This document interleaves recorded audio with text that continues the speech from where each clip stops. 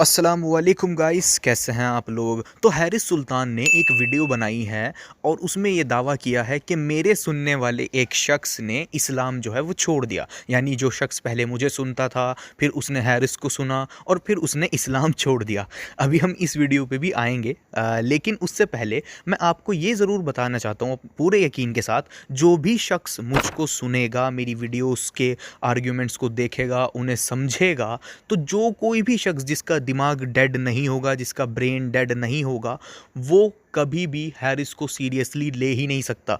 जो शख्स मुझे सुनेगा, मेरी वीडियोस में रखे गए आर्ग्यूमेंट्स को सुनेगा, मेरी वीडियोस में रखे गए एविडेंसेस को देखेगा, वो शख्स हैरिस को सीरियसली नहीं ले सकता। और ऐसा हो चुका है। ठीक है, मेरी ऑडियंस के लिए हैरिस सुल्तान सिर्फ एक जोक बन चुका है। हैरिस सुल्तान एक जोक के सिवा कुछ नहीं है मेरी ऑडियंस के लिए। और कुछ एथियस्ट भी कहते हैं कि हैरिस सुल्तान के इस्लामिक कंटेंट पे बिलीव मत करना। तो आप लोग भी कमेंट में बताना, क्या अब हैरिस सुल्तान आप लोगों के लिए एक जोक बन चुका है या नहीं। और अभी तो शुरुआत है, अभी तो बहुत सारा कंटेंट आना है, तो कमेंट में ज़रूर बताइएगा। अब चलते हैं वीडियो की तरफ जो हैरिस ने बनाई है, उसको सुनते हैं। मैंने आपको भेजा है व्हाट्सएप पर, अगर वो दिखा दें। एक लड़के ने इस्लाम छोड़ा है तो उसने कहा अब तक पैगाम पहुंचा दूं मैं। अच्छा चले। और वो भी बड़ा इंटरेस्टिंग जगह पे उसने ये बात लिखी है, वो बताता हूं मैं आपको। सैयद मोहम्मद साहब कह रहे हैं चैनल नेम हाँ अबू जोकर।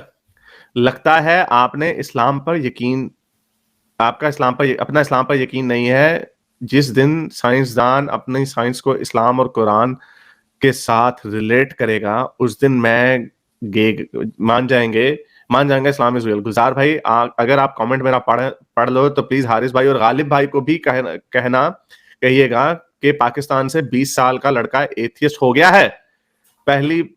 पहले मेरे पास इस्लाम छोड़ने की ज्यादा रीजन नहीं थी, पर आपने हमें रीजन दे दिया, आपका शुक्रिया। मुगा मोहम्मद की ये 11 शादियां 9 क्लास में 16 साल की उम्र में बहुत तंग करती थी। तो ये लो जी, ये जो अबू जोकर है, इस तरह के मैं पहले भी इस तरह के मैसेजेस आए हैं अबू जोकर के मानने वाले, हमें नहीं कोई मिलता ऐसा मैसेज। तो जिस भी भाई ने ये कमेंट किया है कि जिस दिन साइंसदान कुरान को और साइंस को रिलेट करेंगे उस दिन मान जाऊंगा इस्लाम इज़ रियल। वेल, मेरे समझ नहीं आया ये भाई कहना क्या चाह रहे हैं। साइंटिस्ट अपनी डिस्कवरीज पे ध्यान दें या वो कुरान पे ध्यान दें, मेरे समझ नहीं आ रहा ये भाई कहना क्या चाह रहे हैं। इन्होंने मेरा कंटेंट देखा ही नहीं। क्लियरली इस कॉमेंट से साफ पता चलता है, मेरा कभी भी दावा ये नहीं है कि आप कुरान को पढ़कर साइंटिफिक डिस्कवरीज कर सकते हो, कुरान से आपको बहुत ज़्यादा साइंटिफिक नॉलेज मिलेगी। मैं कभी भी ये दावा नहीं करता हूँ। इनके कमेंट में मेरे जो कंटेंट को लेकर जहालत है वो साफ दिख रही है। तो अब सवाल ये बचा कि क्या ये शख्स जो है वो मुझे सुनता था और उसके बाद इसने इस्लाम को छोड़ा। वेल, ऐसा नहीं है। इस शख्स ने जो सबसे पहला मेरे चैनल पर कमेंट किया था वो इस वीडियो पे किया था, ऑलमोस्ट 4 से 5 महीने पहले। और जब इस शख्स ने सबसे पहली बार मेरे चैनल पे कमेंट किया था उस टाइम भी ये एक मुल्हिद ही था। आप पढ़ सकते हैं इसका कमेंट। जब इसने सबसे पहली बार मेरे चैनल पे कमेंट किया था तब ये शख्स एक मुल्हिद ही था। तो हैरिस सुल्तान, बिना रिसर्च के, बिना पता करे वीडियोस बनाना छोड़ दो। इससे तुम्हारा और तुम्हारी डूबती हुई क्रेडिबिलिटी का दम निकल रहा है। और ये मेरे साथ पहली बार नहीं हुआ। मुझे तो बड़े बहरूपिये मैसेज करते हैं कि भाई मैंने इस्लाम को डिफेंड करने के लिए हैरिस सुल्तान से और ज़फ़र से और नीरज अत्री को एक्सपोज करने के लिए चैनल बनाया है, इस चैनल को चेक करके इसको प्रमोट करो। ठीक है, जब मैं इनका चैनल जाके चेक करता हूँ तो उसमें इतने बोंगे आर्ग्यूमेंट्स दिए गए होते हैं, इतने सिंपल क्वेश्चंस को इतनी बोंगी तरीके से डिबंक किया गया होता है, तो मैं समझ जाता हूँ कि ये शख्स मुसलमान है ही नहीं, क्योंकि ये तो इतने सिंपल आर्ग्यूमेंट्स को इतने बोंगे तरीके से डिबंक कर रहा है। तो मैं ऐसे चैनल्स पे ज़्यादा ध्यान नहीं देता, मैं उनको इग्नोर कर देता हूँ। और फिर यही शख्स मुझको 5 से 6 महीने बाद मैसेज करके कह रहा है कि अब तो मैं एथियस्ट हो गया, पहले मैं मुसलमान था। तो इसकी ट्रिक मेरे पे वर्क नहीं करी। इस तरह के मैसेजेस, इस तरह के फ्रॉडियों के मैसेजेस, इस तरह के सब्जेक्टिव मोरालिटी वाले गधों के मैसेजेस मेरे पास बहुत आते हैं कि भाई मेरे चैनल को प्रमोट करो। अब फिर ये लोग क्या कहेंगे, हैरिस सुल्तान के चैनल पे जाएंगे, उसको इंटरव्यू देंगे कि मैं इसे सुनता था, मैं उसे सुनता था और अब मैंने इस्लाम छोड़ दिया। हालांकि सच बात ये है, ये लोग केवल मुसलमान ख़ानदान से होते हैं, इनका इस्लाम से, इस्लाम के बारे में कोई नॉलेज इनको नहीं होती।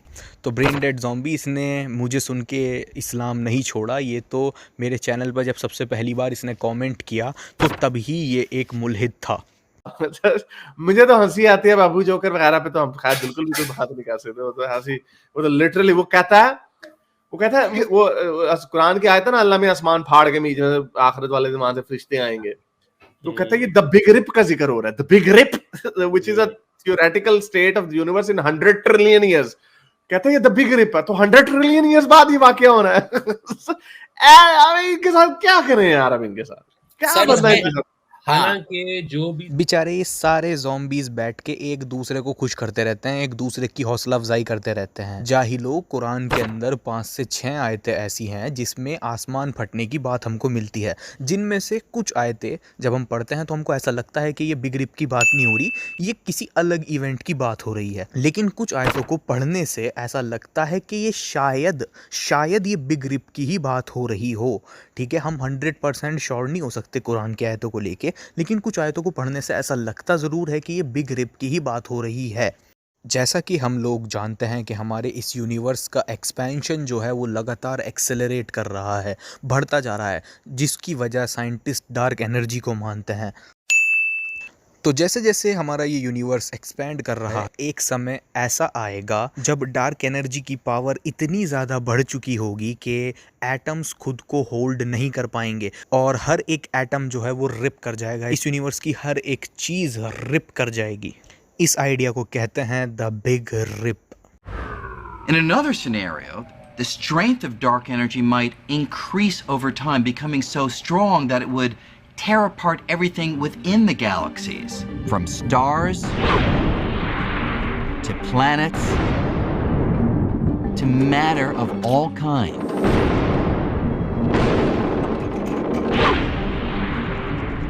If the dark energy grows with time, then ultimately even atoms will get ripped apart when there's enough dark energy between the nuclei and the electrons to rip space apart.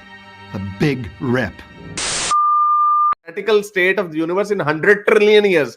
कहते हैं ये the big rib है, तो 100 trillion years बाद ये वाकया होना है। अब इनके साथ जो साइंटिस्ट कहते हैं वो ये कहते हैं कि 20 to 22 बिलियन ईयर्स में बिग रिप हो सकता है, according to present calculation. What happens when you stretch fabric? There's a point where it doesn't stretch anymore and it rips.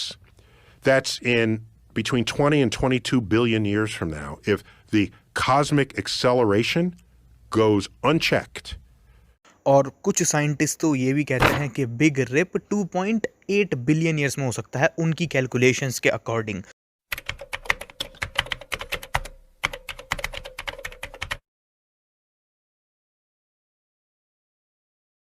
इस तरह के में पहले भी इस तरह के मैसेजेस आए हैं अबू जकर के मानने वाले, हमें नहीं कोई मिलता ऐसा मैसेज कि जो कहे कि हाँ भाई पहले मैं एथियस्ट था तो मैंने अबू जोकर की माइंड बॉगलिंग लॉजिक सुन के, हमारे एथियस्ट इतने नेक्स्ट लेवल के होते हैं इंटेलिजेंट के, आई मीन सीरियसली ये तो पटंटू जो हैं इनके तो कोई लेवल ही नहीं है।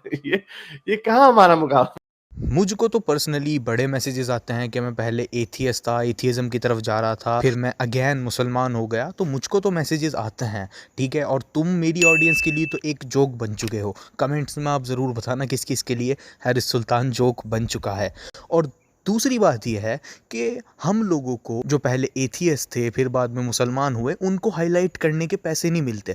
जिस तरीके से तुमको कुछ एक्स मुस्लिम को हाईलाइट करने के पैसे मिलते हैं ना, और वो एक्स मुस्लिम भी फ्रॉड होते हैं, फेक होते हैं, उनको भी मैं इंशाल्लाह आने वाले कुछ समय में एक्सपोज करूँगा। तो हमको इसके पैसे नहीं मिलते, उन लोगों को हाईलाइट करने के पैसे नहीं मिलते। इसी वजह से हम लोग उनको करते भी नहीं, क्योंकि अल्लाह नोज़ द बेस्ट। अगर वो मुसलमान है तब अल्लाह बेहतर जानता है, अगर नहीं है तब अल्लाह जानता है। हम उनको हाईलाइट नहीं करते।